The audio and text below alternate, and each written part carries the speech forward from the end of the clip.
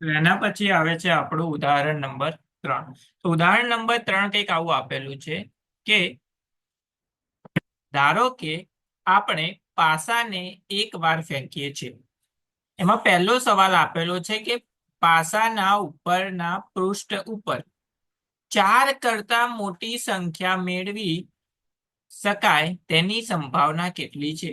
અને બીજો સવાલ એવો આપેલો છે કે 4 કે 4 થી નાની સંખ્યા મેળવી શકાય તેની સંભાવના કેટલી છે. બે સવાલના જવાબ તમારે લખવાના છે.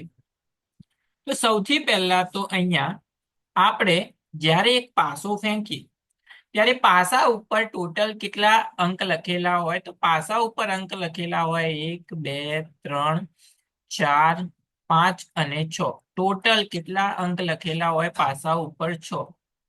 તો અહીંયા આ સવાલ માટે આપણા કુલ પ્રયત્નો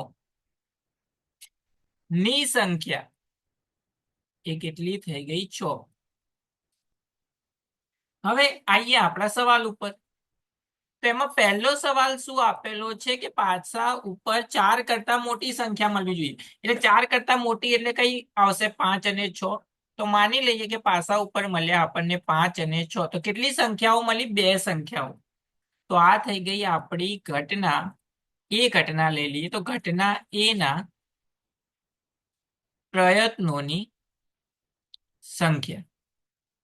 હવે સંભાવના આપણે શોધવાની છે. તો એનું સૂત્ર પ્રોબેબિલિટી ઓફ એ, ઘટના એની સંભાવના.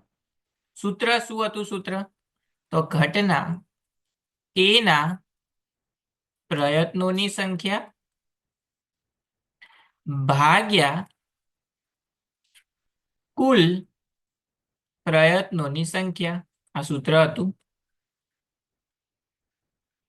ઘટના એ ના પ્રયત્નોની સંખ્યા કેટલી છે? 2 ભાગ્યા કુલ પ્રયત્નોની સંખ્યા કેટલી છે? 6.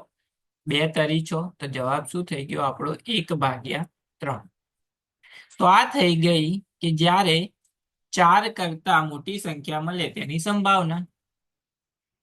એના પછી બીજો સવાલ આપેલો છે કે 4 કે 4 થી નાની સંખ્યા મળે એટલે 4 પણ ગણવાનો, 4 કરતા નાની પણ ગણવાની. તો 1 આવી શકે, 2 આવી શકે, 3 આવી શકે અને 4 આવી શકે.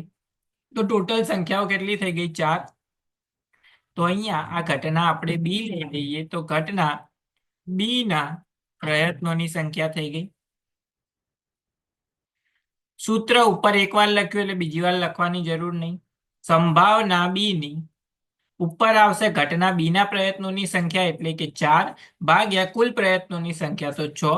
2 વડે ભાગી શકાય તો જવાબ થઈ જશે 2/3. તો આ થઈ ગઈ સંભાવના જ્યારે 1 થી 4 માંથી કોઈ એક અંક મળે ત્યારે.